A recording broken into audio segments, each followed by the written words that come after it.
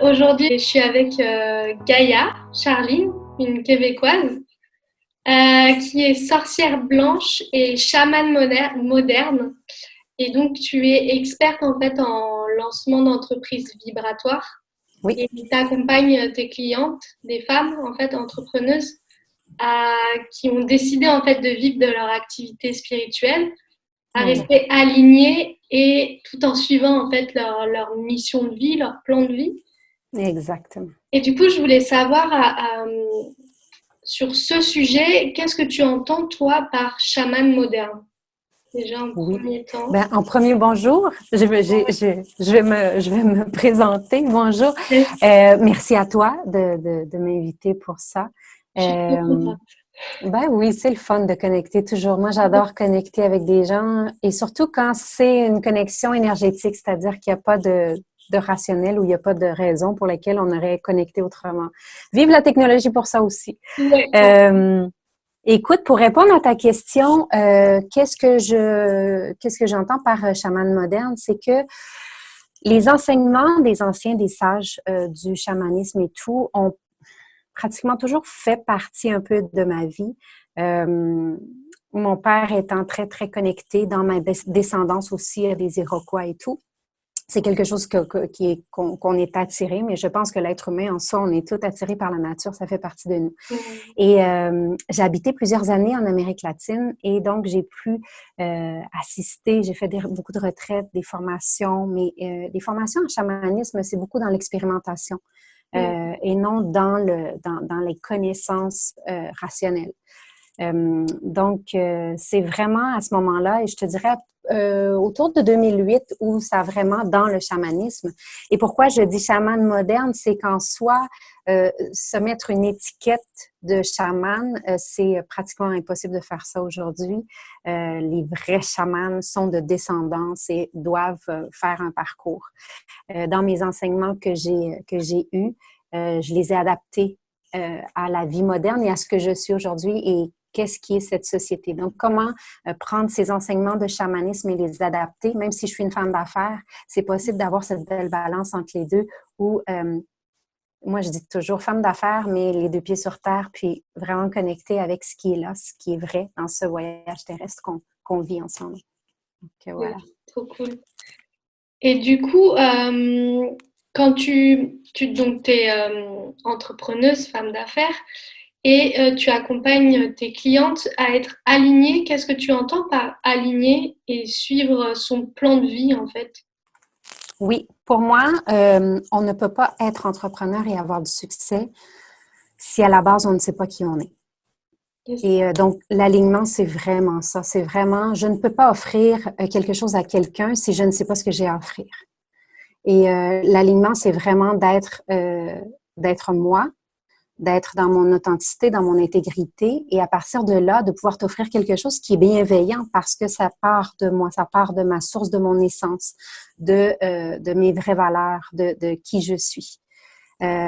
Essayer de te montrer à faire quelque chose qui n'est pas nécessairement moi ou qui n'est pas vraiment en lien avec ce que j'incarne, ben ça va fonctionner pendant un certain temps si on le fait juste pour l'argent, mais par la suite, il y a quelque chose qui va embarquer où vraiment on va sentir le fameux imposteur et tout ça. Yes. Et à partir de là, ben écoute, c'est impossible de poursuivre. Donc pour moi, euh, j'ai accompagné des centaines de personnes jusqu'à maintenant et toujours, ce qui est important pour moi, c'est de retourner à la source de qui est-ce que je suis dans mon unicité et qu'est-ce que je peux offrir aux gens.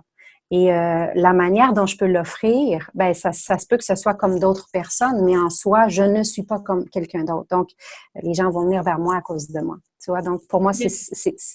c'est vraiment ça l'importance d'offrir quelque chose en alignement avec qui je suis. Ok. Et tu Vraiment. leur permets aussi d'être alignés à qui ils sont, je suppose.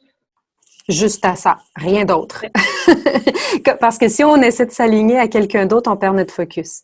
Donc, Ok. vraiment être aligné à soi. Et quand on est vraiment aligné à soi, c'est à ce moment-là qu'on reçoit encore plus, ben, qu'on a cette connexion avec en haut et par en bas. Et c'est à partir de là qu'on a les vrais messages et qu'on a les synchronicités pour savoir où aller, quoi faire, comment faire. Dans notre alignement, quand il est vrai et véridique dans cette lumière-là, qui est le canal entre la Terre qui transforme ces énergies et le cosmos qui les transforme d'une autre manière, ben c'est à partir de là vraiment qu'on reçoit les messages du comment, pourquoi, qui, que, quoi, dont, où, le fameux, les fameuses questions finalement. Ouais, c'est clair. Et du coup, quand tu dis des entrepreneuses qui sont décidées à vivre de leur spiritualité, qu'est-ce que tu entends en fait par spiritualité? Parce que c'est bien souvent un terme qui est assez, pour moi, je trouve qu'on se l'approprie et on a chacun en fait sa spiritualité. Et c'est un peu un Exactement. terme générique qui est assez compliqué, je trouve, à déterminer. Qu'est-ce que toi, tu Oui, entends par ça? et c'est drôle parce que pour les gens qui entrent dans ma communauté, c'est une question que je leur pose. Pour justement, je pose la question dans une stratégie de démontrer qu'il n'y a pas de bonne ou de mauvaise réponse, Ouais. que finalement, on vit toute cette expérience terrestre et que la spiritualité, c'est simplement notre âme qui vient expérimenter ici. C'est juste de savoir qu'on est interconnecté. We are one, comme je dis toujours, on est interconnecté. On est des aides d'énergie. On vit un processus, on vit un voyage dans un corps qui est un moyen de transport, un corps terrestre. Ce que moi, j'appelle Dieu n'est pas le même Dieu que toi, n'est pas le même Dieu que l'autre, mais à la fin, on vient tous de la même source. Donc, on peut avoir plusieurs langues, on peut avoir plusieurs mots, et c'est ce qu'on dit en chamanisme quand on fait l'ouverture de l'espace sacré. Souvent, on remercie justement cet univers qui est innommable. Il n'y a pas de nom pour vraiment dire ça. Donc, pour revenir à ta question, quel est mon accompagnement? C'est vraiment pour ces gens-là de vivre de leur vibration. Qu'est-ce qui me fait vibrer? Qu'est-ce qui me rend à moi heureuse de voir? Donc, dépendamment des gens, parce que, bon, il y a plusieurs outils qui existent sur le marché pour accompagner des gens en ce moment. Il y a le Reiki, il y a l'Access Bar. Écoute, il y a des mille et des mille d'outils ou de techniques. Mais en soi, c'est de vivre de sa spiritualité, d'incarner cette mission d'âme. C'est vraiment à partir du moment où moi, je choisis d'accompagner les autres et au lieu d'aller travailler, d'être salariée par quelqu'un qui va me dire quoi faire, je vais plutôt être ouverte par mon cœur et je vais laisser guider qu'est-ce que je dois faire et le comment. Donc, de vivre de cette spiritualité, ça veut dire que je choisis comme carrière d'être guidée par l'énergie. Yes. Et parce que, ouais, tu vois, quand tu dis, il y a plein de techniques, le Reiki ou plein d'autres techniques, et c'est vrai que, moi, dans mon avis, c'est que justement, on a tous, je pense, en nous les techniques qui nous Tout le font monde. vibrer, et finalement, on peut justement travailler avec ça, en fait, sans forcément avoir une étiquette, je suis maître Reiki ou Voilà. comme tout à l'heure, comme tu me disais, l'étiquette chaman est assez compliquée à avoir. Oui, Finalement, je pense qu'on a tous en chacun de nous quelque chose et on peut y travailler en fait sans vraiment mettre tout à fait. d'étiquette, quoi. Tout à fait. En fait, on a tous les mêmes capacités, ça c'est sûr. Certains en développent d'autres plus que d'autres, mais on a toute cette capacité. Est-ce qu'on a toute cette même ouverture? Non. Est-ce qu'on a toute cette même expérience de vie? Non. Et c'est ça la beauté de la chose. Tu sais, c'est pour ça quand on parle d'un puzzle, il y a un grand puzzle et chacun a sa place. On a chacun notre place parce que dépendamment de notre ouverture ou de notre réveil ou de notre conscientisation face à l'univers ou face à qui on est ou face aux autres ou face à notre relation avec les animaux et tout, on a chacun quelque chose à apporter. Mm. Et l'homme d'affaires, le très, très rationnel, très cartésien, peut m'apporter autant qu'une autre sorcière qui est là à côté et qui va aussi me faire... Donc, dépendamment de mon ouverture à moi et de ma perception des choses et de ma compréhension et transformation de ce que je prends, tout le monde, on a des capacités spirituelles. On pourrait rajouter d'autres mots, mais bon, c'est ça. Yes. Ok. Du coup, j'aimerais bien qu'on revienne en fait pour ma communauté et du coup pour ceux qui commencent, parce que toi, Oui, tu as déjà tu as déjà de l'expérience. Tu as commencé, il me semble, en 2007 à t'intéresser à tout ça et à devenir thérapeute holistique. Oui. Quel a été ton déclic en fait enfin, qui t'a amené vers ça et comment tu as vécu cet éveil spirituel ou enfin, Euh, je te dirais que en 2007, qu'est-ce qui s'est passé? C'est que je me suis mariée, ce qui m'a amené à une dépression. c'est c'est assez ironique quand même, mais bon. Euh, je, c'est comme si je me suis mariée, puis j'ai comme entré, là j'ai fait comme, OK, c'est ici que je me dépose. J'arrête parce que j'ai été pendant 20 ans à courir, à voyager partout dans le monde comme en forme échappatoire. Et du moment où je me suis mariée avec mon conjoint, ça a été comme, OK, là, ici, il faut que j'arrête de courir. Là, je peux plus partir avec mon sac à dos quand ça fonctionne plus. Et c'est comme si j'ai passé par la nuit noire de l'âme, évidemment. Et je suis allée voir un psychiatre, moi, à l'époque, parce que je voulais vraiment approfondir. Moi, je voulais être docteur quand j'étais plus jeune. Donc, tu sais, avec lui, je suis allée approfondir justement comment fonctionne le cerveau. Et lui, il était très, très dans les connaissances de Carl Jung, qui est pour moi un de mes gourous et tout. Et très, très ouvert à la médecine alternative. Et c'est là que j'ai commencé à étudier tout ce qui est médecine alternative, commençant avec la PNL, les fleurs de bac. J'ai fait toutes les formations qu'on peut voir, mais pas les formations. En fait, je le faisais pas pour le papier ou le certificat, mais bien parce que je voulais aller jusqu'au bout de cet enseignement-là. À l'époque, je savais pas encore ce que j'allais faire avec ça. Euh, mais par la suite, c'est ça. Il y a eu il y avait plusieurs parties dans ta question, donc j'essaie de me ouais. rappeler qui a été mes peurs ou tout ça au début. Ben, c'est sûr que quand j'ai commencé, j'en parlais pas aux gens autour de moi. Quand Mm. j'allais faire des week-ends de retraite avec des sorcières, j'en parlais pas vraiment. Et quand j'allais dans le désert pour aller concocter les fleurs nous-mêmes pour expérimenter et tester et voir les effets sur nous et tout, j'ai des photos, mais on montrait pas non plus les photos et on n'en parlait pas beaucoup. Euh, donc, c'est sûr qu'il y a eu cette peur du jugement, peut-être. Mhm. Mais dans mon cas, c'était beaucoup plus mon petit secret que je ne veux pas partager. Ok, Donc, c'était vraiment de ce côté-là. ok. Donc en fait, tu as vécu une sorte de choc émotionnel après ce mariage Oui, oui, qui fait que tu t'es dépression. éveillée à ça en fait.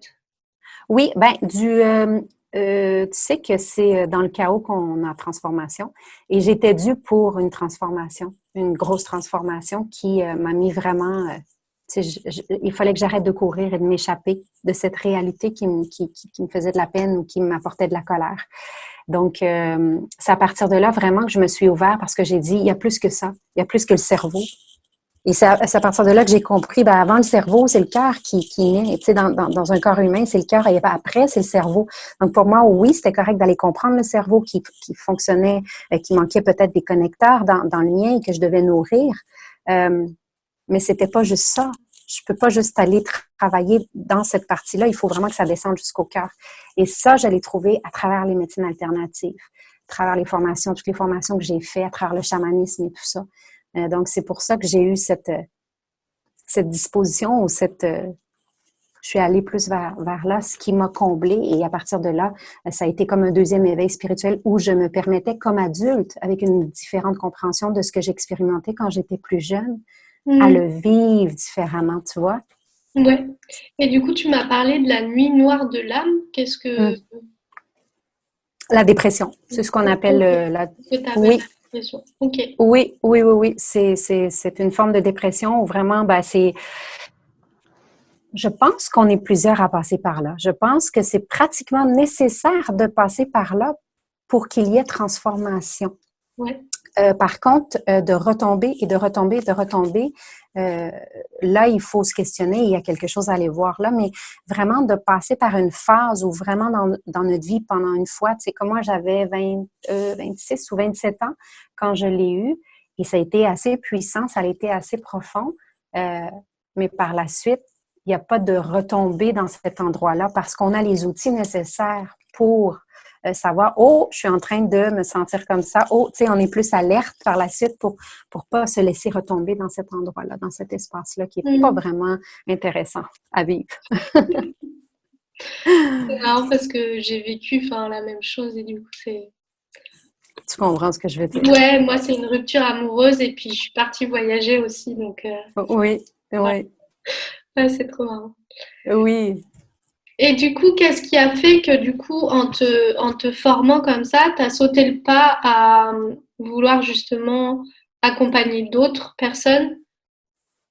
Et comment tu as géré tes doutes à l'époque sur justement ce que tu recevais? Parce que c'est bien souvent hein, les peurs, bah voilà, on a la peur du jugement parce qu'on va vers Ouais. quelque chose qui va à l'encontre en fait de la société parce que c'est pas rationnel et c'est des choses qui sont ouais, c'est de l'ordre de l'intuition, de l'invisible. Comment Ouais. tu as fait pour gérer tout ça? Moi, j'ai commencé à l'époque au Chili, quand j'habitais au Chili, j'ai commencé à faire du coaching d'entreprise. Ok. Et en fait, je donnais un peu plus que juste du coaching en entreprise. J'allais vraiment jouer avec toutes les techniques de PNL, toutes les techniques justement en médecine alternative. Et au départ, c'est sûr on doute toujours. Je pense que ça part jamais, même encore aujourd'hui, après tant d'années d'être dans cet accompagnement-là. Il y a toujours un petit doute quand on laisse l'espace Mm. au rationnel pour qu'il y ait le doute. Comment faire pour arrêter d'avoir ce doute-là? C'est de mettre notre focus sur les résultats. Donc, en voyant les résultats, en voyant les gens qui sont bien, en voyant les gens qui remercient, qui sont dans la gratitude, qu'on voit un changement énergétique, qu'on voit un changement physique, ou des fois, ça peut être un petit changement, juste un petit, quelque chose de très subtil. Euh, c'est ça qui m'a toujours réconfortée de dire non, non, tu es dans ta mission, oui, tu le fais parce que c'est avec bienveillance. Et ça l'enlève justement les doutes qui peuvent, parce que si je suis dans le doute, mon énergie est dans le doute. Donc, ce que je donne, ce n'est pas mon 200%. Ce que je donne, c'est mon 60% pour voir si peut-être l'autre va réagir. Et si l'autre réagit, je suis en mode réaction aussi. Mm. Donc, il y a toute une composante physique, énergétique par rapport à l'imposteur. Tu sais. Ouais. Est-ce que je laisse l'espace pour ça? Et aujourd'hui, ben, c'est la même chose. Parfois, le doute va entrer en moi. Et je me rends compte que le doute entre quand je perds le focus, quand je perds ce focus. Et c'est pour ça que je me ramène toujours, quelle est ta mission? Quelle est ta Mm. mission? Et si je sais que je fais les choses toujours dans cet objectif de ma mission, eh bien voilà, je sais que le doute, ça va toujours être là, mais c'est pas moi. Des fois, le doute, il est sûrement utile aussi pour.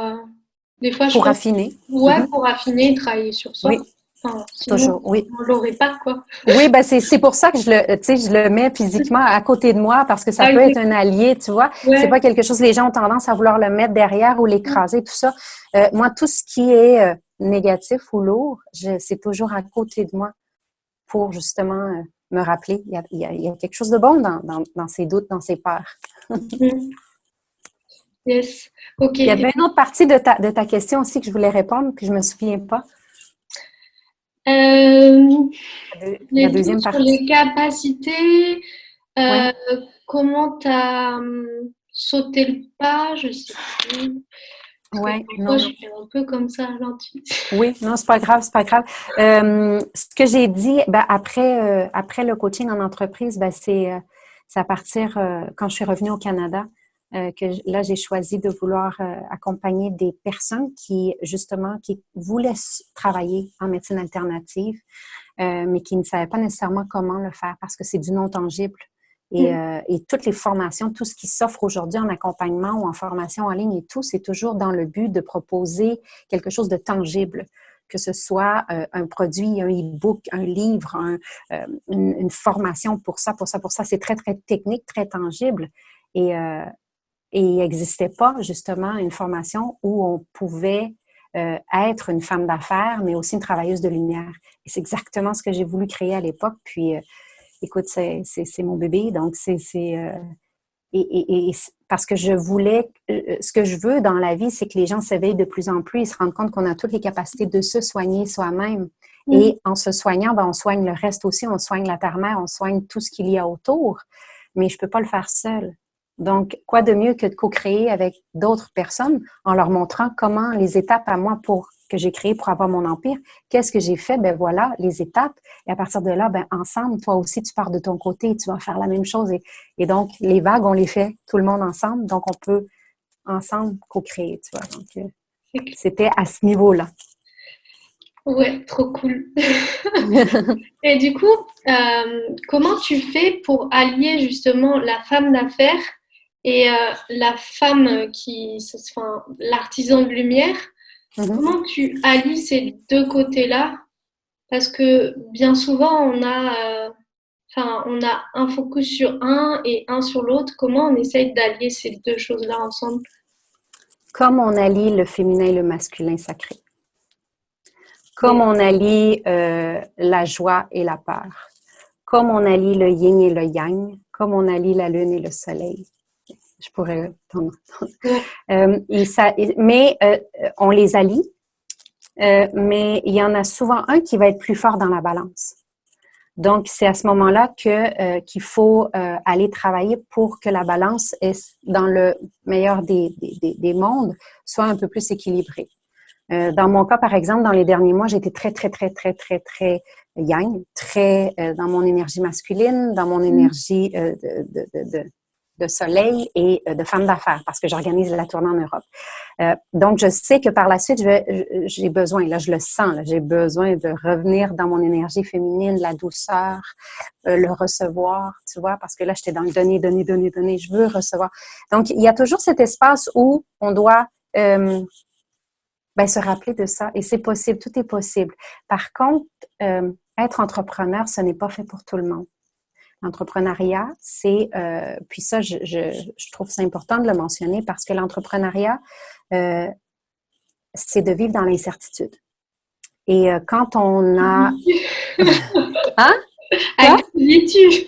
Ouais, ouais, c'est de vivre dans cette incertitude de qu'est-ce qui va arriver, qu'est-ce qui va se passer. Je sais, en prenant cette action, est-ce que ça va fonctionner? Donc, il y a un côté très, très ici qu'on doit développer qui est la confiance en soi encore plus qu'une personne pourra en avoir de besoin au travail ou tout. Un travail salarié, je veux dire. Donc, il y a un travail qui doit absolument être fait au niveau de l'entrepreneur parce que l'entrepreneuriat n'est pas fait pour tout le monde. Et ça, c'est clair, net et précis. Pour certains, c'est toujours la montagne, c'est beaucoup d'angoisse, c'est trop d'organisation mentale, émotionnelle et physique. Donc, ça, c'est important de venir le développer. C'est pour ça que, en tout cas, dans mes accompagnements, il y a vraiment, vraiment, vraiment l'emphase sur ça.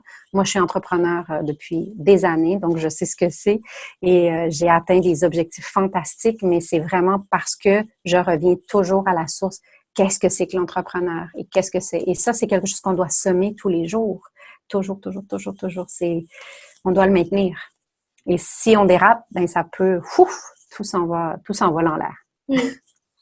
Et du coup, par rapport à ça, tu vois, par rapport au fait que tu me dises entrepreneur et en lien avec le spirituel, bien souvent, enfin, moi j'ai des clients qui vont dire je suis guérisseur, on m'a donné ce don et du coup, je dois en faire don aux autres. Mm-hmm. Et il y a cette notion de donner et recevoir, mais avec, tu vois, la notion d'argent parce que tu es entrepreneur. Mm-hmm. Et tu dois aussi recevoir de l'argent en échange de ton activité. Mm-hmm. Comment est-ce que enfin, qu'est-ce que tu aimerais dire par rapport à ça, tu vois, en lien avec ça? Parce que Le fait de gagner de ouais, l'argent avec OK. Comme on disait tout à l'heure, premièrement, tout le monde, on a les mêmes capacités, les mêmes dons. Certains vont mettre beaucoup plus d'emphase, vont dépenser de l'argent pour aller approfondir ses connaissances, aller approfondir des formations, aller expérimenter encore plus.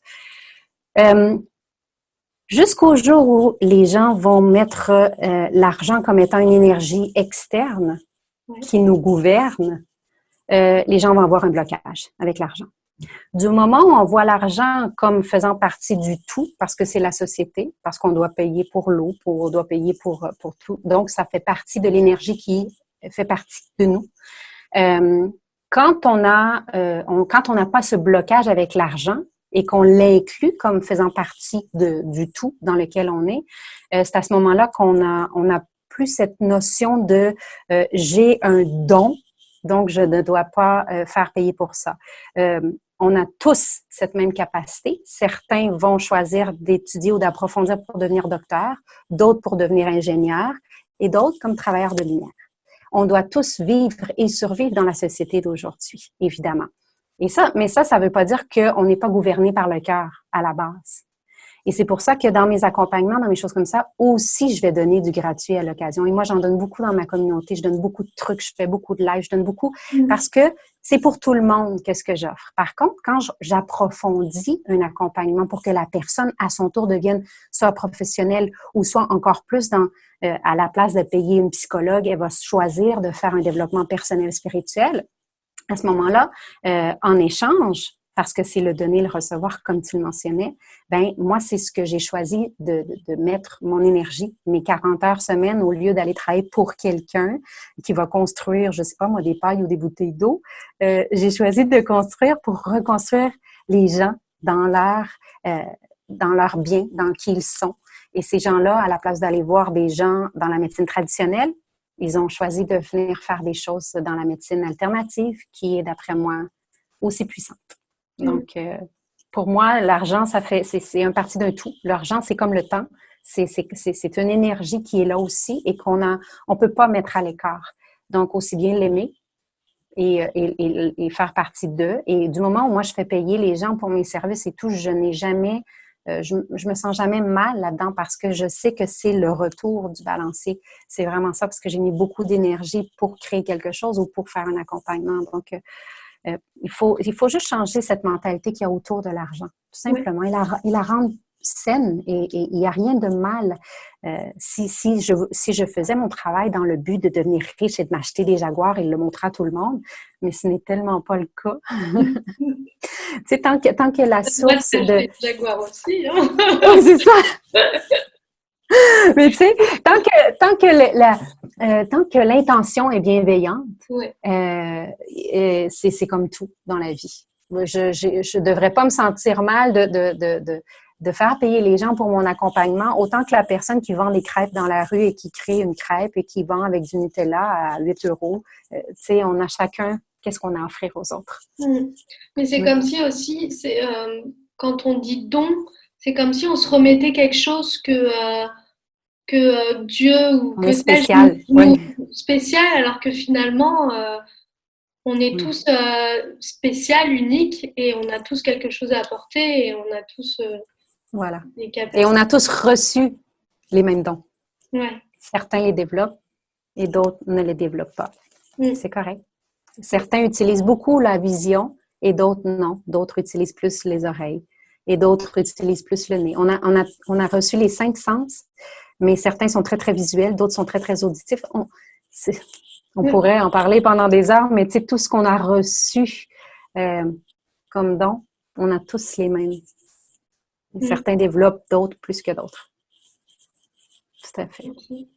Et du coup, ça, c'est mon humble opinion, toujours évidemment. Je ne suis pas détentrice de la vérité absolue. Ouais, mais je te rejoins plutôt, assez quoi. Et puis de toute façon, on a tous aussi, je pense, le choix d'aller vers quelque chose qui nous plaît.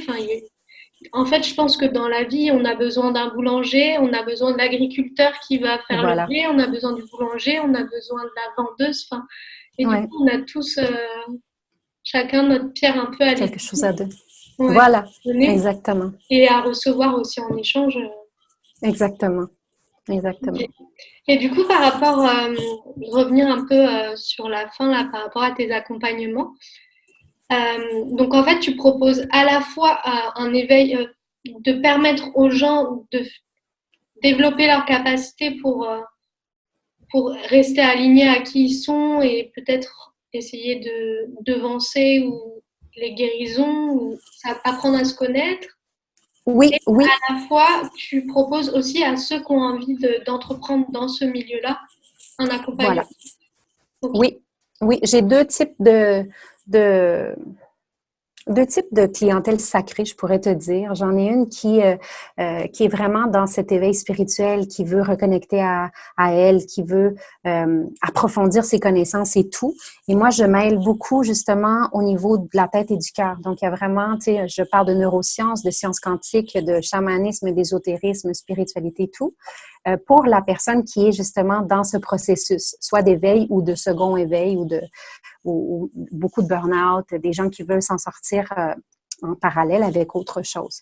Puis de l'autre côté, j'ai celles qui ont déjà commencé ce processus et qui ont cet appel à leur tour d'accompagner les autres dans leur processus, que ce soit je sais pas moi, reprendre confiance en elles, que ce soit des femmes violentées qui ont, tu sais, il y a plusieurs cheminements. Donc, oui, c'est ce que je fais et ce que j'adore et ce qui me motive tous les jours. J'accompagne des femmes de partout dans le monde qui veulent se lancer avec leur entreprise pour, à leur tour, accompagner des gens dans leur processus d'éveil puis de guérison, de libération. Donc, j'adore. C'est mon œuvre.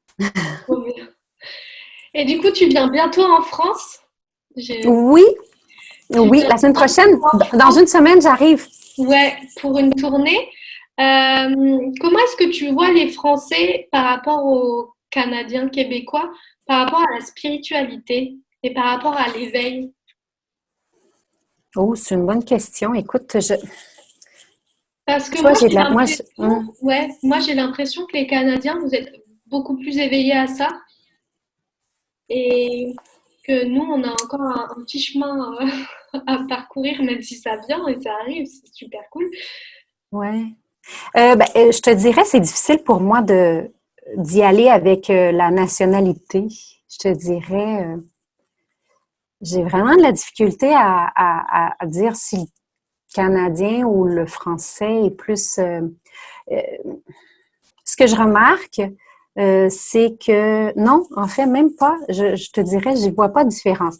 Si tu me demandais, par exemple, parce que j'accompagne aussi des femmes latines de l'Amérique latine en espagnol, et ce que je pourrais te dire, c'est que oui, le processus est enclenché depuis beaucoup plus longtemps en Amérique latine.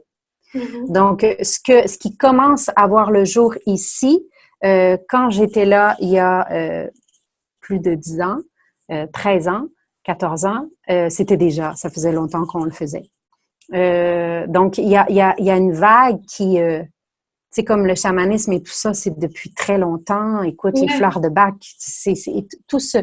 Et là, il y a comme une vague qui est arrivée, comme c'était un peu une mode de revenir avec le mot spirituel et tout, comme si c'était quelque chose de nouveau tout à coup, comme le développement personnel l'a fait ouais, ouais, ouais. il y a 4-5 ans. Mais ça, c'est venu à cause des MLM beaucoup qui poussaient dans le développement personnel et tout. Donc, il y a comme quelque chose qui a repris une vague. Mais en soi, pour te dire, comparaison entre le Québec et le français, j'aurais de la difficulté à dire ça. Ouais. Ce que je remarque en France, une petite chose que je remarque, c'est que on a beaucoup besoin encore d'avoir la certification pour que les autres nous croient. Ouais, Et complètement. C'est ça, pour ça que je te parlais de beaucoup de certifications au départ et ouais, justement qu'il fallait revenir un peu bah, justement à qui on est. Et en ouais. France, l'étiquette est hyper importante, quoi. Oui, oui, c'est comme, mais ça vient sûrement à cause de toute l'histoire et tout ça, où les gens peut-être n'avaient pas confiance en eux ou qu'il y avait des charlatans ou quoi que ce soit. Mm. Des charlatans, il va toujours en avoir de toute façon. Mais oui, je ressens le besoin d'avoir la certification, le papier pour être prise au sérieux.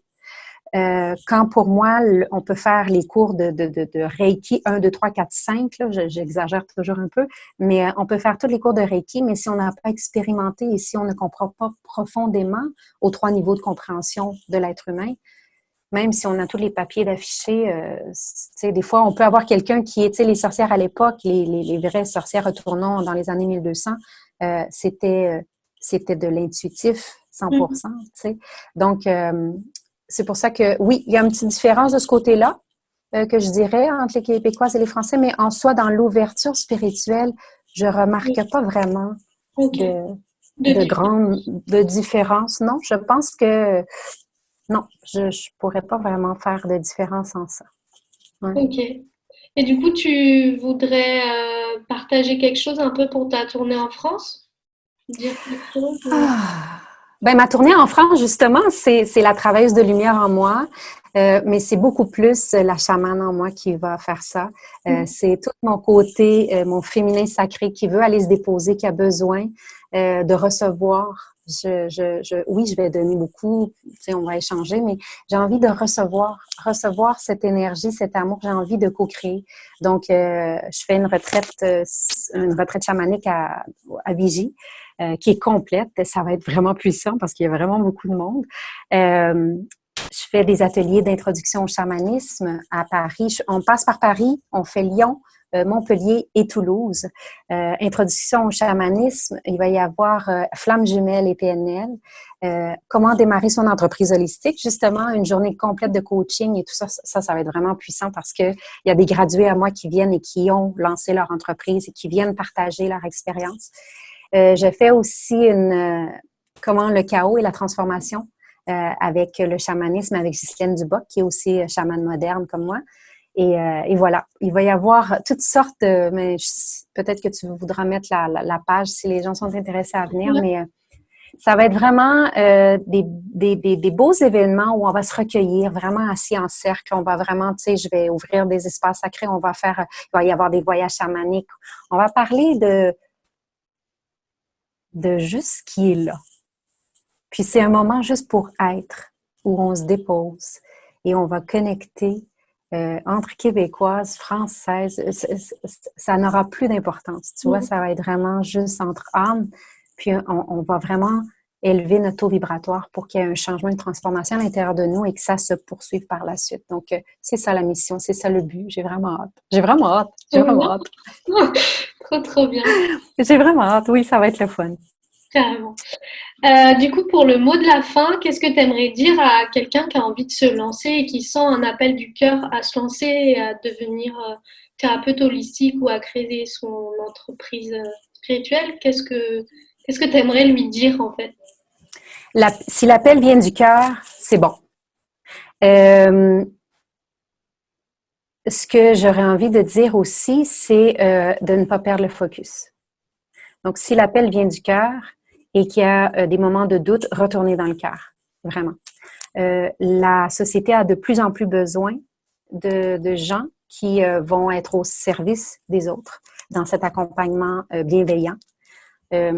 Parce que les gens sont de plus en plus dans cet éveil où on se rend compte que bon, ça fonctionne pas. Il y a quelque chose qui fonctionne pas dans la société. On doit retourner à la source. Donc, on a de plus en plus besoin de gens qui vont justement offrir leur accompagnement positif. Donc, si l'appel est fort, il faut y aller. Par contre, pour se lancer en entrepreneuriat, il faut avoir les bonnes structures, les bonnes stratégies, les bonnes bases. Et il faut pas essayer de trouver des raccourcis ou être dans l'impatience. Parce que sinon, c'est sûr que il y a quelque chose qui va faire qu'on va remonter dans le rationnel et on va tout laisser, on va arrêter. Donc, ce serait mon meilleur conseil, ce serait vraiment ça. Ce Yes. n'est pas facile, mais ça vaut la peine. Ouais, carrément. Trop bien, je te remercie. Vraiment. Merci à toi.